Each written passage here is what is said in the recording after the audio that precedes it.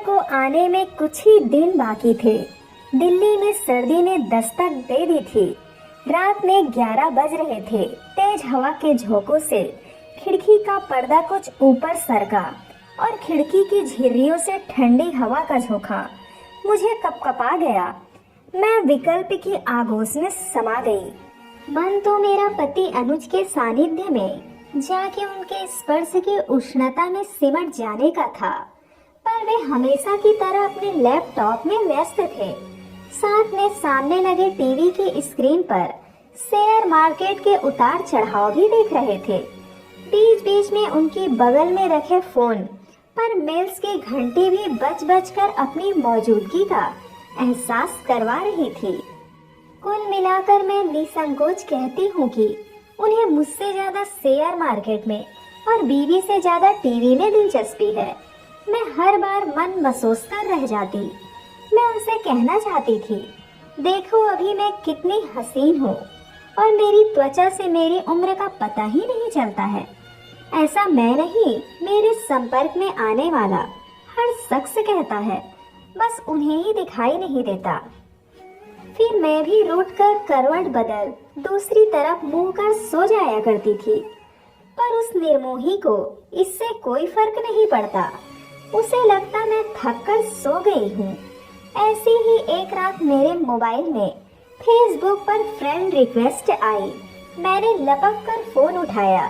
Sender का profile बहुत ही आकर्षित था। मैंने फोटो को जूम करके देखा। लाल गालों वाला गोरा चिट्टा, कसे डोले सोले बनाए हुए बाजुओं वाला आकर्षक युवक। मेरा दिल बल्लियां नाचने लगा और मन स्नेह में निमंत्रण पाकर गदगद हो गया। अगले दिन सब काम निपटा कर मैं मोबाइल लेकर बैठी ही थी कि फिर मेरी नजर उस रिक्वेस्ट पर गई। मैंने बिना पल गंवाए उसकी रिक्वेस्ट एक्सेप्ट कर ली। एक्सेप्ट करते ही मैसेंजर पर मैसेज की बौछार हुई, हे क्यूट, आप शादीशुदा होते हुए भी इतने सुंदर हैं। इन शब्दों की ठंडी बौछार से मैं ऐसे खिल उठी मानो किसी बंजर जमीन पर अरसे बाद एक गुलाब खिलाया हो। महकता खिलता मुस्कुराता लुभाता। याद नहीं आखिरी बार अंश ने मुझे कब इन शब्दों से संबोधित किया था।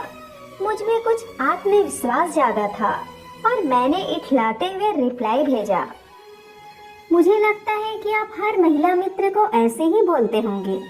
अगर हम दोस्त बन जाएं तो मुझे लगता है यह तारीफ आपकी अंतिम तारीफ होगी।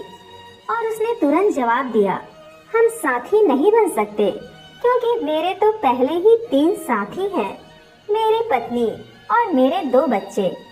अगर आप चाहें तो आप मुझे भी चौथे दोस्त के रूप में स्वीकार कर सकते हैं। कई दिनों तक इस तरह के प्रणय निवेदनों से पिघल मैंने उसका फेसबुक अकाउंट खोलकर देखा। वह दिल्ली के एविएशन स्कूल से पायलट की ट्रेनिंग ले रहा था। उसका नाम अविनाश था। प्रभावित होकर मैंने एक मैसेज कर दिया, हाय डूड, लव योर प्रोफाइल। बस फिर क्या था, मैं एक ऐसी अनजानी राह पर चल पड़ी थी जिस पर कोमल पंखड़ियां बिखरी थी और जिनकी खुशबू मुझे मदहोश कर रही थी। एक नई जिंदगी की आहट अपनी दोनों बाहें पसारे मुझे बुला रही थी। इस राह पर चलने के लिए मुझे हौसलों की जरूरत थी, जो हौसला मैं अपनी जिंदगी में कभी नहीं जुटा पाई थी। पर अब वह हौसला जाने कहां से मुझ में आ गया था। उससे बात करके मैं अपने आप को बहुत स्पेशल महसूस कर रही थी, एक अलग ही दुनिया में, जहां मैं माँ और पत्नी नहीं बल्कि 18 साल की नवयौवना थी।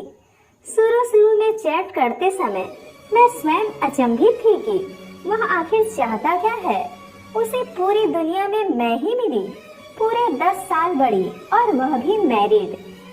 मेरे संकोच को देखकर उसने कहा था, विश्वास रखो, कोई गलत इरादे से आपसे बात नहीं करता हूँ। मैं भी साहित्य में रुचि रखता हूँ। एफबी पर पोस्ट की हुई आपकी रचनाएं बहुत अपनी सी लगी और आपसे एक भावनात्मक जुड़ाव सा हो गया। कभी भी उसकी बातों में, उसके प्रणय निवेदन में मुझे छिछोरेपन की बो नहीं आई थी। कोई अदृश्य शक्ति मुझे उसकी तरफ धकेले जा रही थी। मुझे अक्सर एक किताब की यह पंक्ति याद आ जाती, कुछ रिश्ते आत्मिक होते हैं और हर जन्म में हमसे किसी न किसी रूप में जुड़ ही जाते हैं। शायद यह पिछले जन्म में बिछड़ा ऐसा ही कोई रिश्ता हो। मैंने अनुमान लगाया। You are like a diamond in my life, यह वह अक्सर कहता। वह विश्वास नहीं कर पा रहा था कि मैं एक बच्चे की माँ हूँ। वह चुपके से मेरी आदतों में शामिल सा हो गया था। दोपहर के 2 बजते ही मन आतुर हो फेसबुक की तरफ खींचता। वह अपने फ्लाइंग क्लब की क्लासेज खत्म करके 2 बजे लौटता और आते ही मुझसे चैट करता। मैसेंजर पर लहराते 3 डॉट्स उभरते ही मेरा मन हिलोरे खाने लगता। मैं चाहती वह यूं ही लिखता रहे, मैं पढ़ती रहूं। उससे चैट करके मुझे आत्मिक संतुष्टि मिलती थी। उसकी इंग्लिश में एक सोखी, एक नशा, एक बेफिक्री थी, नए जमाने की पुरसोक अदा के साथ जो मेरे तो आसपास भी नहीं फटक सकती थी। मैं उससे कदम से कदम मिलाकर चलना चाहती थी। Thank you to Google. मैं चैट की एक एक लाइन का हिंदी से इंग्लिश में अनुवाद करती, फिर उसे मैसेंजर पर टाइप करती। मैं उसके प्यार को, उसके एकाएक लफ्ज को बहुत ही आहिस्ता से संभाल कर अपने मन के कोने में रखती जा रही थी, क्योंकि मैं जानती थी यह क्षण भंगुर है। मेरे साथ पहली बार ऐसा हो रहा था, ऐसी आकुलता, ऐसी सिहरन कि रोम रोम पुलकित हो जाता। स्क्रीन पर उभरा एक एक अक्षर मेरी आंखों के रास्ते सीधा दिल में उतर जाता। मैं गुनगुनाने लगी थी, चहकने लगी थी, फुदकने लगी थी। मैंने उसका नाम अपने फोन में अनुज नहीं, खुशबू नाम से सेव किया था, जिससे कि अंश को शक न हो सके। मुद्दतों बाद मेरे इतने रोमांटिक दिन गुजर रहे थे। मुझे रह रह कर उसकी एक एक बात याद आती और मैं अंदर तक गुदगुदा जाती।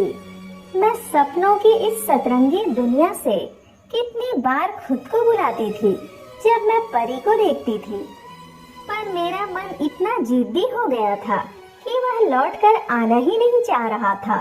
मैं लाख कोशिश कर खुद को सच्चाई के धरातल पर लैंड करने की कोशिश कर रही थी। मेरा किसी भी काम में मन नहीं लगता था। मेरी दोनों जिंदगियां आपस में क्लेश हो रही थी, मेरी सच्चाई और स्वप्नील लोग।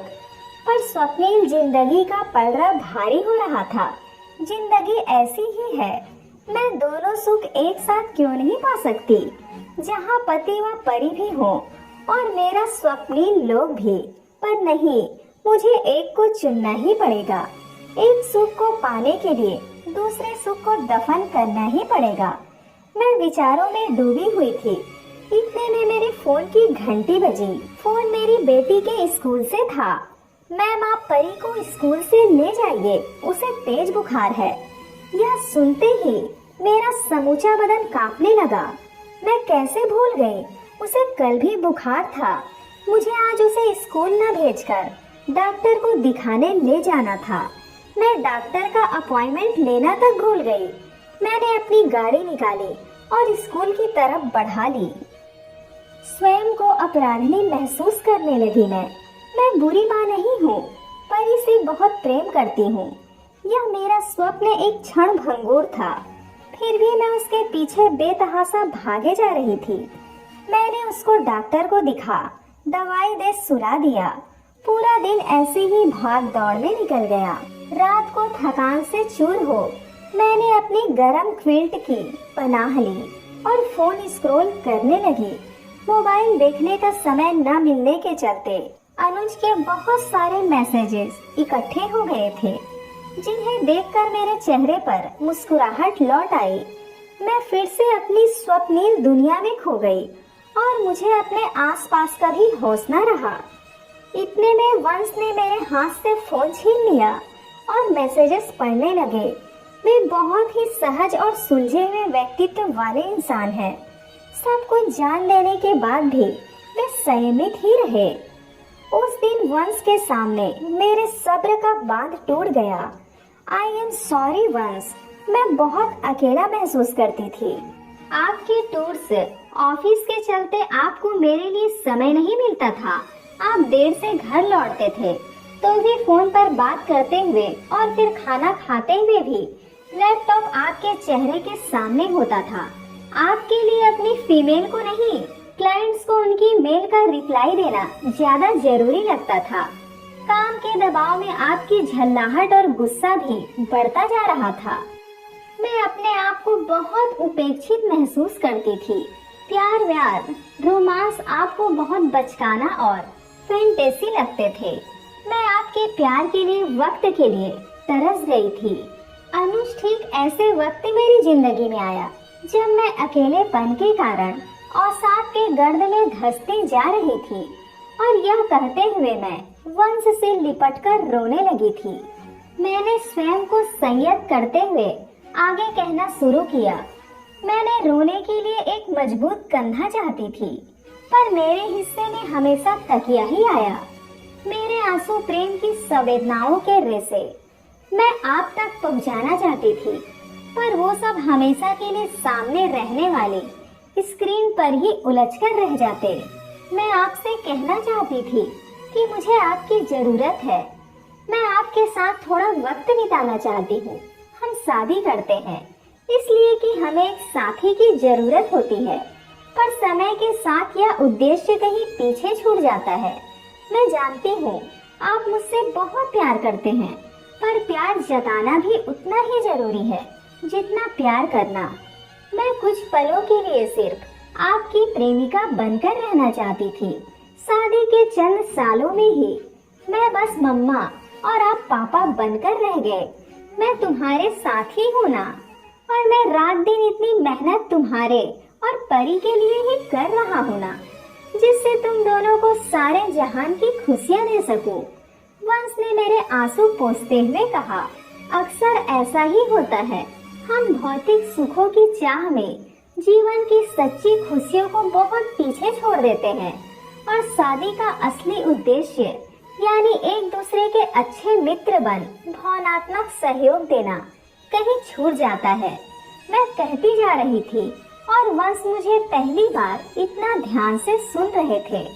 मुझे महसूस हुआ आंसुओं से मेरी पलकों में 2 महीने से बसे हुए सारे सपने धुल रहे थे। अगले दिन शाम को मैं अपने बेड की क्विल्ट तैयार कर रही थी। परी को कितना भी टोकूं, वह सारा बेड अस्त व्यस्त कर ही देती है और वंश को अव्यस्तता बिल्कुल पसंद नहीं। चद्दर पर पड़ी सलवटों को देखकर उनके माथे पर भी सलवटें उभर आएंगी। इतने में वंश ने पीछे से आकर मुझे अपने बाहों में भर लिया।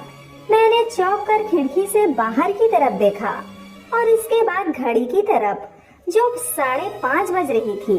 यानी वंश भी नवंबर की चुलबुली ठंडक भरी शाम की तरह ऑफिस से कुछ जल्दी लौट आए थे। शायद इन 10 सालों में पहली बार कोई और दिन होता तो वंश ऑफिस से आते ही कुशन और अपनी बाहों में ले सोफे पर उल्टे लेटे टीवी देखने लग जाते, पर उस दिन उनकी बाहों में तकिए की जगह मैं थी।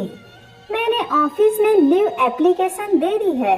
अगले हफ्ते हमारी एनिवर्सरी है। मैंने कल शिमला जाने के लिए टैक्सी और 5 दिनों के लिए होटल में रूम बुक करवा दिया है। परी को तुम मम्मी के पास छोड़ देना।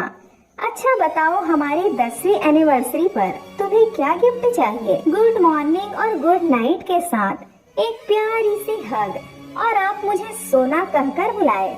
बस इतना सा ख्वाब है। मैंने नजरें झुकाते हुए यह कह दिया।